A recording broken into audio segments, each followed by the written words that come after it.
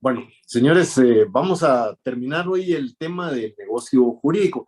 El negocio jurídico, les decía yo en la clase anterior, pues es bastante importante. Es algo cortito realmente, si lo tenemos claro, si lo logramos entender. Y para que lo podamos entender todavía un poquito mejor, encontré una definición que Rubén Contreras hace precisamente del negocio jurídico. Los que tienen el libro de Rubén Contreras, pues lo van a encontrar, no sé, está como en la página 190 y algo, eh, lo que es el negocio jurídico y una lista de unos 20 y algo de negocios jurídicos que contiene el Código Civil. Yo voy a hablar solo de los que hemos visto. Conforme vayamos avanzando en el curso, pues voy a tocar los otros negocios jurídicos que están en ese listado que tiene el libro del licenciado Rubén Contreras. Pero vamos a ver cómo define él el negocio jurídico. Dice que el negocio jurídico son declaraciones de voluntad unilaterales o bilaterales, lícitas, conscientes y libres, dirigidas de manera intencionada y específica a crear, modificar, transmitir o extinguir obligaciones. Me pareció la definición más acorde a lo que es nuestro curso y a lo que es realmente el derecho que estamos viendo en este momento, que es precisamente el negocio jurídico y los contratos. Entonces, cuando Rubén Contreras habla de las declaraciones de voluntad, es decir, tiene que haber una declaración de voluntad, por lo menos. Es decir, las obligaciones no nacen a la vida jurídica cuando las personas callan, como decíamos nosotros aquí el aforismo, el que calla otorga. Perdón. En nuestro derecho civil, pues no es así, no es que el que calle otorga, lo vamos a ver más adelante cómo lo regula el código, pero para que haya una obligación, para que nazca la vida jurídica, una obligación, tiene que haber una declaración de voluntad. Es decir, las personas tienen que declarar voluntariamente cuál es su voluntad, cuál es su intención, valga la redundancia con lo de voluntad.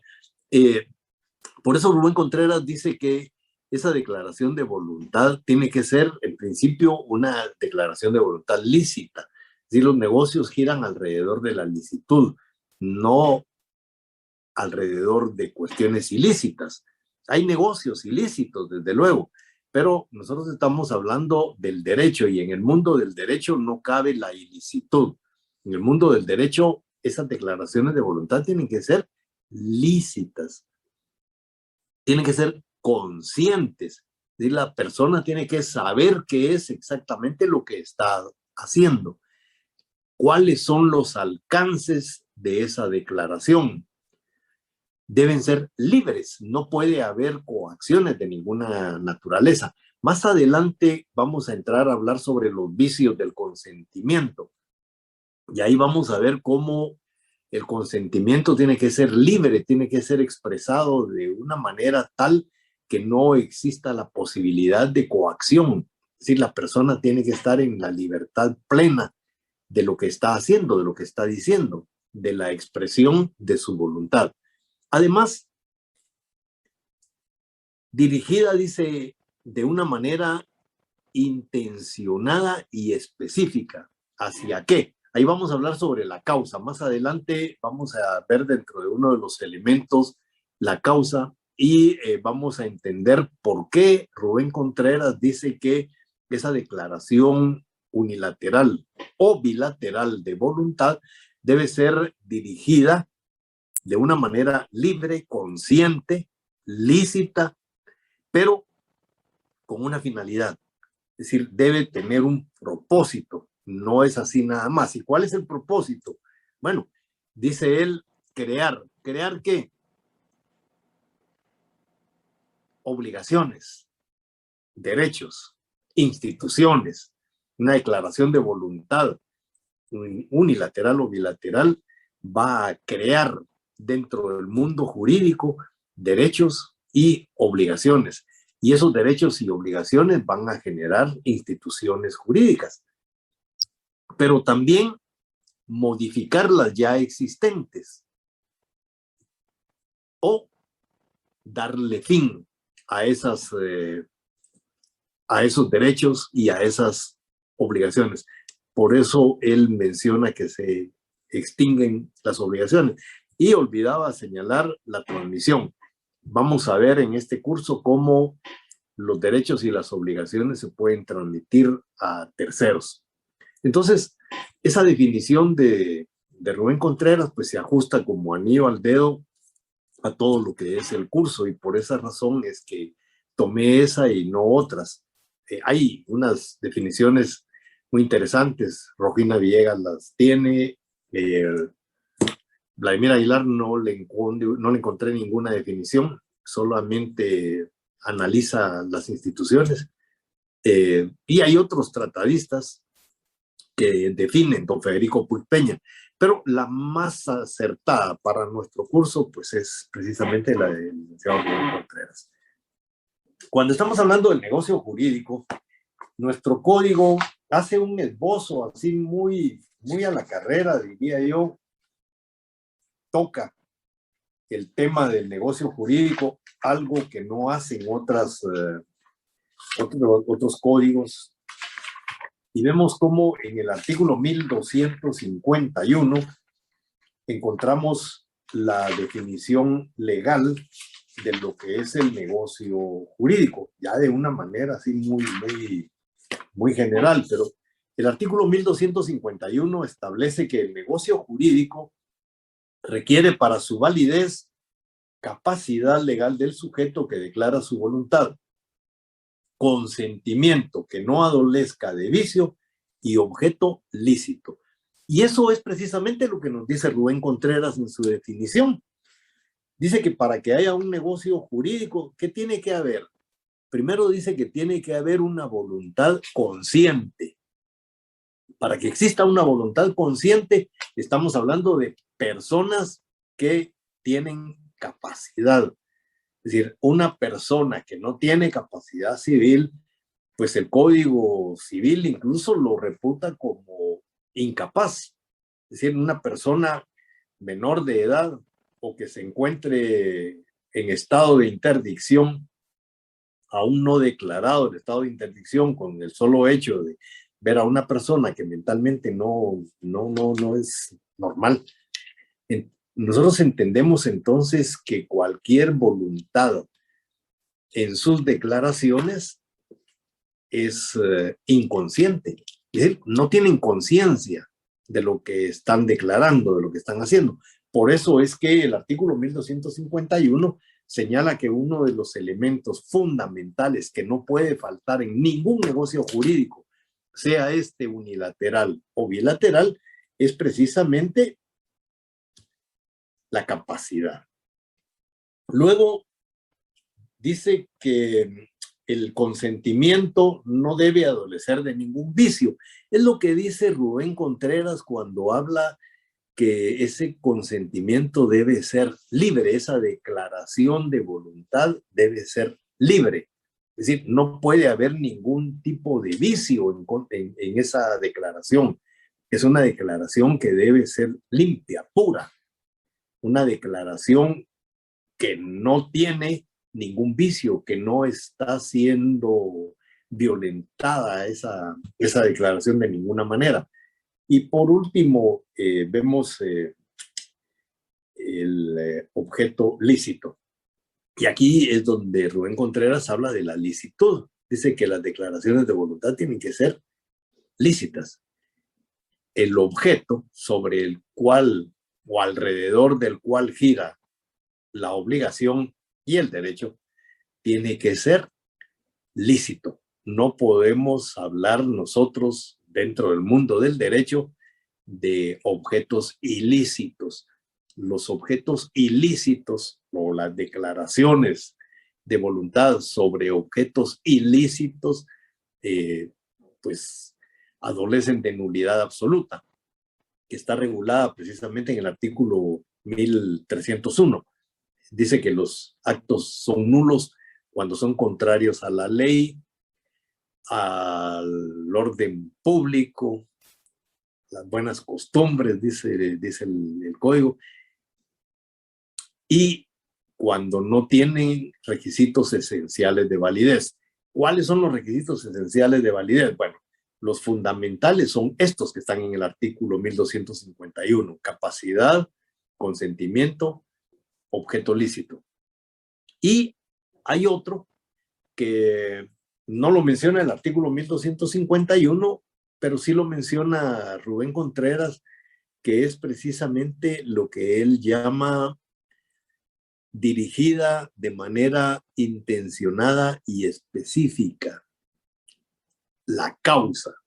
Es decir, tiene que haber una razón por qué se va a celebrar un negocio jurídico. Es decir, por qué una persona voluntariamente va a crear, va a modificar, va a transmitir o extinguir derechos y obligaciones. Es decir, hay una razón.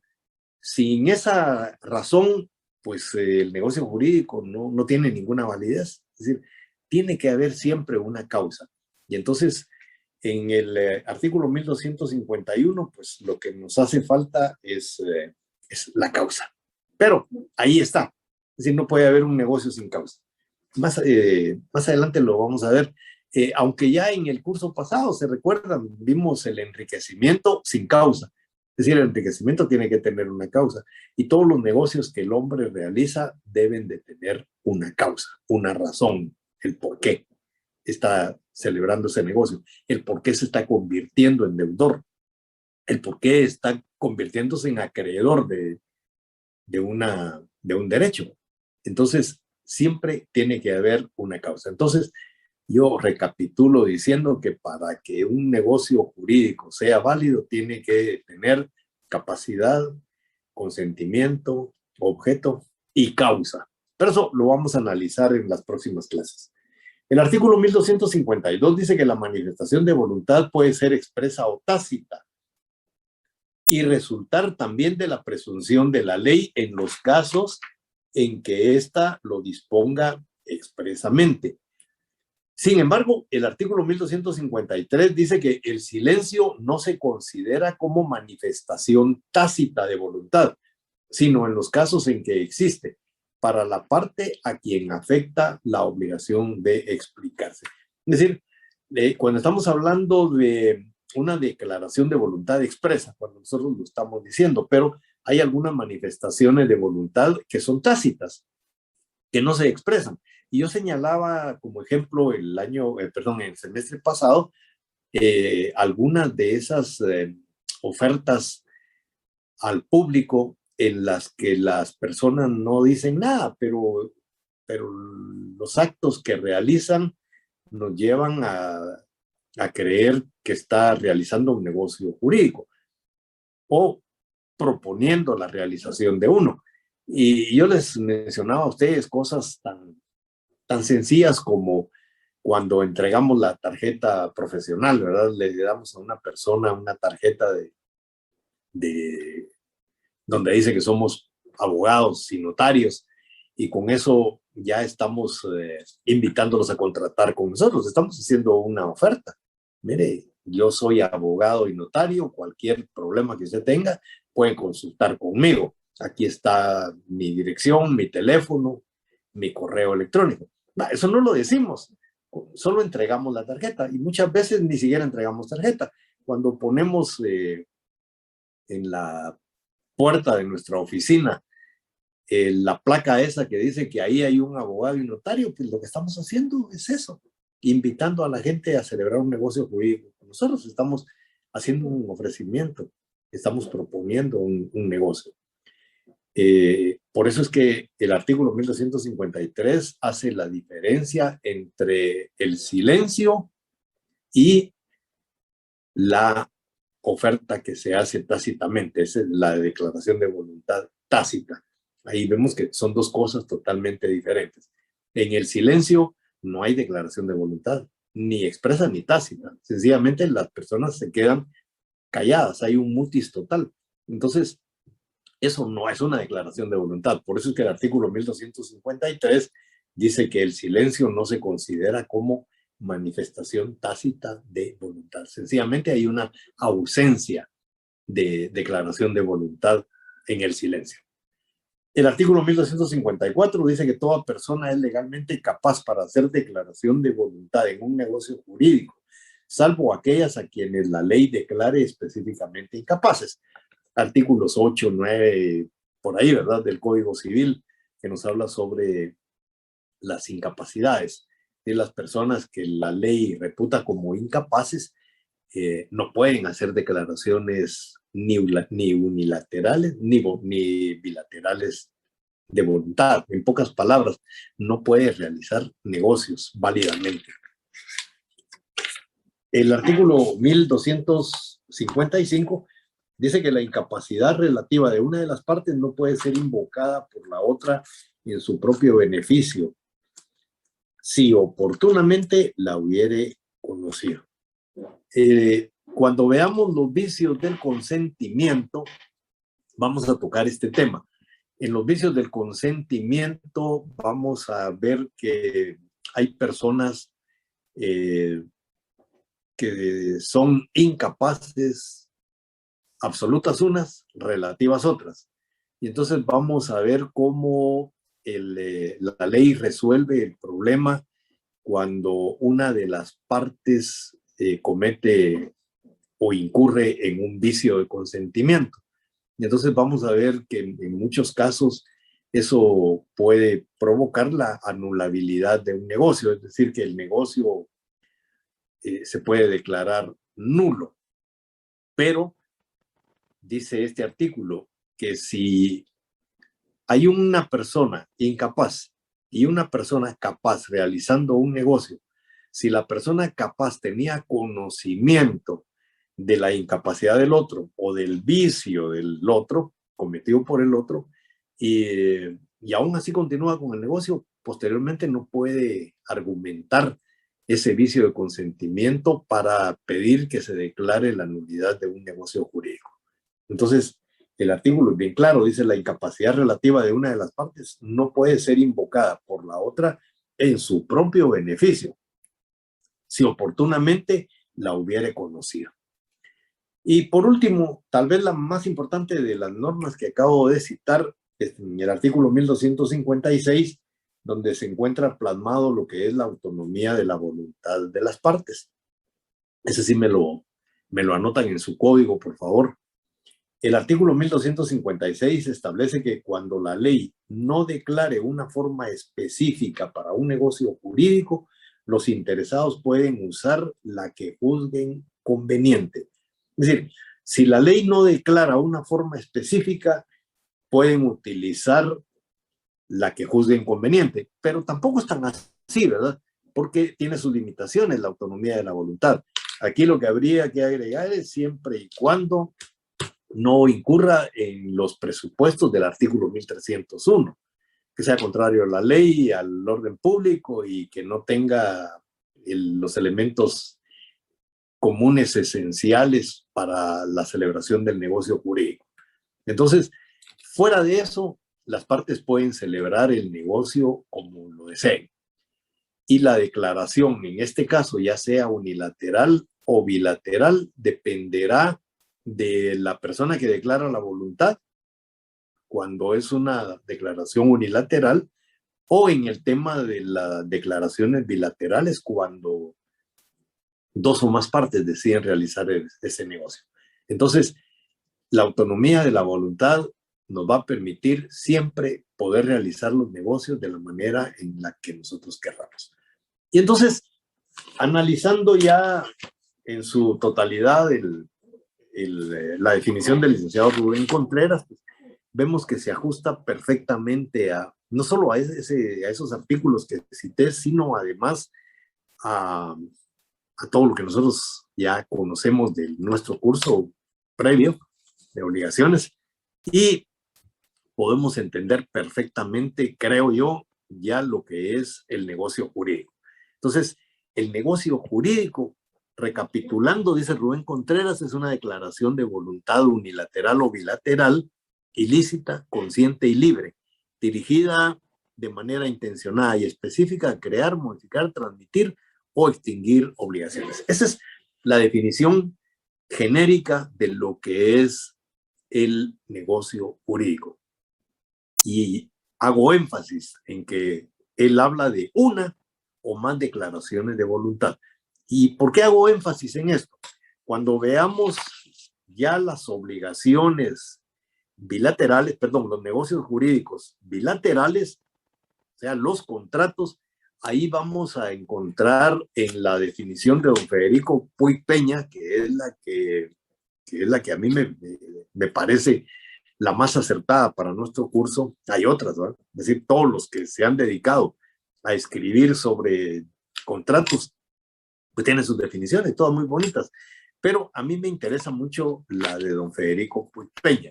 Adelantando un poco, don Federico Puig Peña, cuando habla del contrato o del negocio jurídico bilateral, él habla dice, dos o más voluntades. Fíjense que él ya comienza hablando de dos o más voluntades. Rubén Contreras, cuando generaliza lo que es el negocio jurídico, dice una o más declaraciones de voluntad. Pero cuando entramos directamente a lo que es el contrato, ya don Federico Puig Peña hace a un lado eso de una declaración de voluntad, porque en un contrato no puede haber una declaración de voluntad. Tiene que haber siempre dos o más declaraciones de voluntad. Entonces dice don Federico Puig Peña que son dos o más declaraciones de voluntad anteriormente divergentes. Es decir, son dos voluntades que son distintas, que en un momento determinado, dice don Federico Puig Peña, se unen, y esa unión de esas dos declaraciones, por eso dice anteriormente divergentes, o sea que llega un momento que dejan de ser divergentes, cuando convergen, cuando las partes se ponen de acuerdo, cuando hay acuerdo de voluntades. Entonces dice don Federico Puig Peña, ese acuerdo de voluntades crea, modifica o extingue relaciones jurídicas, pero él le agrega de carácter patrimonial. Entonces lo vamos a analizar ya el día martes, que comenzamos precisamente con el tema del contrato. Entonces, el licenciado Rubén Contreras nos dice que el negocio jurídico puede ser unilateral o puede ser bilateral. Dentro del Código Civil encontraremos bastantes negocios jurídicos unilaterales. Ya hemos visto algunos. Dentro de los algunos que hemos visto, pues encontramos todo lo relacionado a ellos en el título sexto del artículo 1605 en adelante.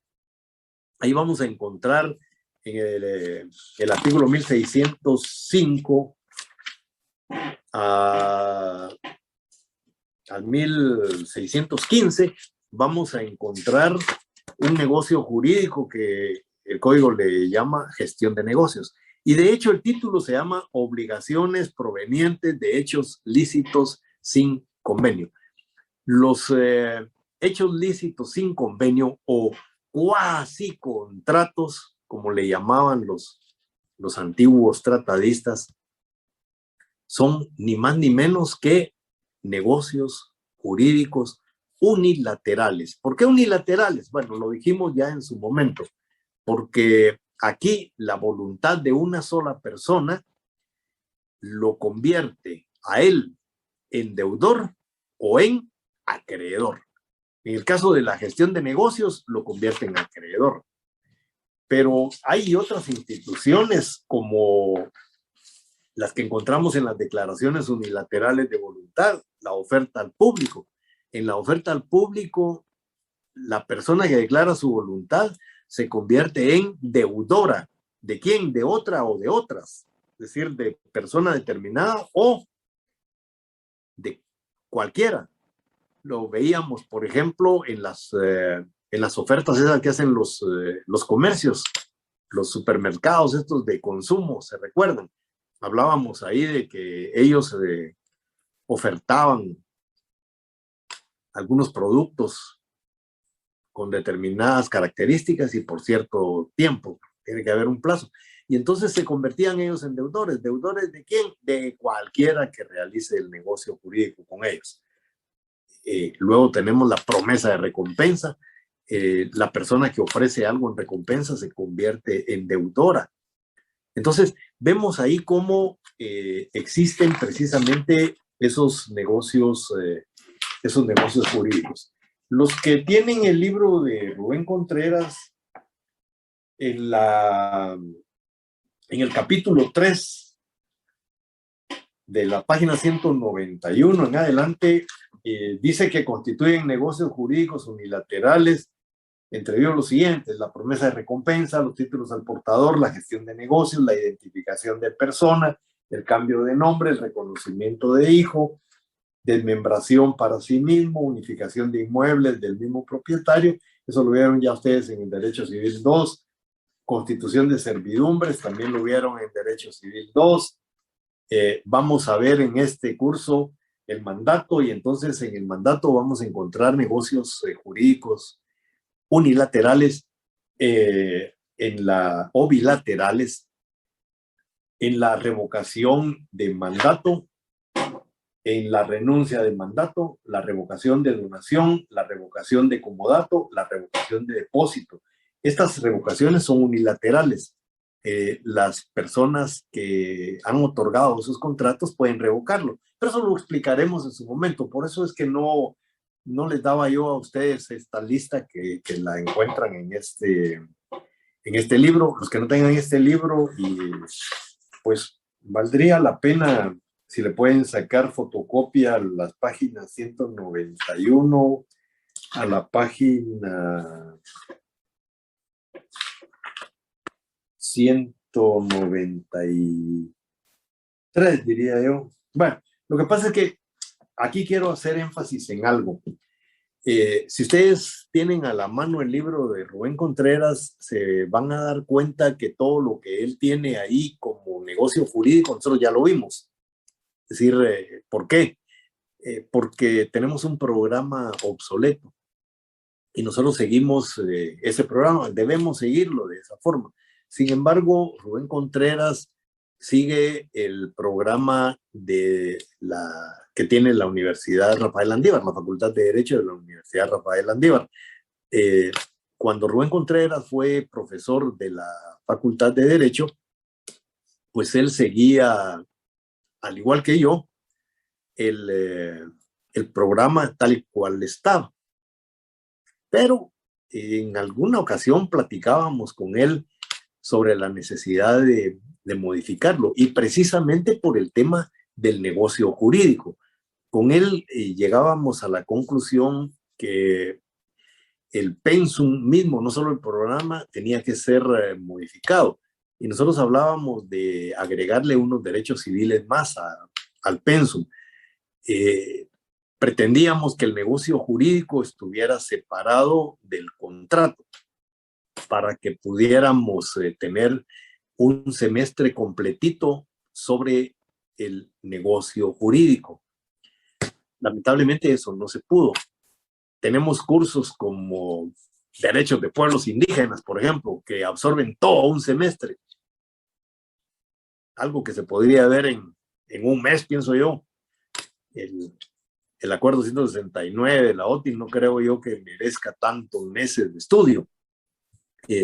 Pero así está nuestro pensum, ¿verdad? No obstante que quisimos modificarlo. Ahí necesitamos meter por lo menos un semestre que vea el negocio jurídico y otro semestre que se haga cargo de ver todo lo que es el proceso sucesorio. con esos 2 cursos más de Derecho Civil creo que estaríamos bien. Rubén Contreras se fue a la Facultad de Derecho, ya es bíblico, nadie es profeta en su tierra. Él intentó durante muchos años que se modificara tanto el pensum como el programa, no lo consiguió. Se fue a trabajar a la Universidad Rafael Landívar. Cuando él se jubiló de la San Carlos, lo llamaron de la Landívar y ahí se quedó como profesor titular del curso hasta el último día de su vida. Y apreciado, como no fue apreciado en la Facultad de Derecho de la San Carlos. Cosas de la vida, ¿verdad? Como decano y como profesor era una persona así muy firme, tenía sus ideas así muy, muy claras. Eso pues obviamente genera enemistades y en el tema político. Rubén Contreras era una persona, bueno, como diríamos ahora, era un derechista, pero eso le generó algunos problemas ideológicos dentro de la facultad, obsoleta todavía con ese pensamiento donde se quedaron dormidos en la Sierra Maestra. Todavía hablan de la revolución de Cuba y de Fidel y de Camilo Cienfuegos y de Che Guevara, cosas que ya quedaron totalmente atrás, fueron rebasadas. Entonces, él ahí pudo hacer ese cambio de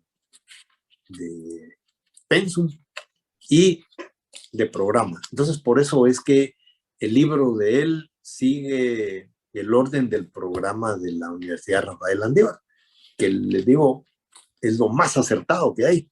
Y después las facultades de las otras universidades privadas, pues, tomaron ese programa y así han desarrollado sus clases. Entonces, nosotros seguimos con un programa obsoleto, con un pensum que tiene que ser ya modificado.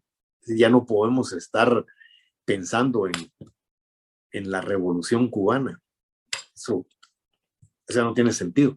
Es decir, tenemos que avanzar. Pero no sé si todavía pueda llover eso, pero si no, seguramente ustedes sí podrán hacerlo y podrán, pues, trabajar muy duro para que se dé esa modificación. Al final esto es para beneficio de todos los estudiantes de Derecho, ¿verdad? Pero bueno, entonces, Rubén Contreras desarrolla el negocio jurídico en este momento. Nosotros lo vimos ya, no como negocio jurídico, sino que lo vimos dentro de las fuentes de las obligaciones, vimos las declaraciones unilaterales de voluntad y vimos los hechos lícitos sin convenio, que son ni más ni menos que negocios jurídicos unilaterales. Con esto, señores, yo doy por terminado, siempre queda abierta la discusión, las preguntas, a lo que es el negocio jurídico unilateral. Y el día martes, pues, ingresamos a lo que son los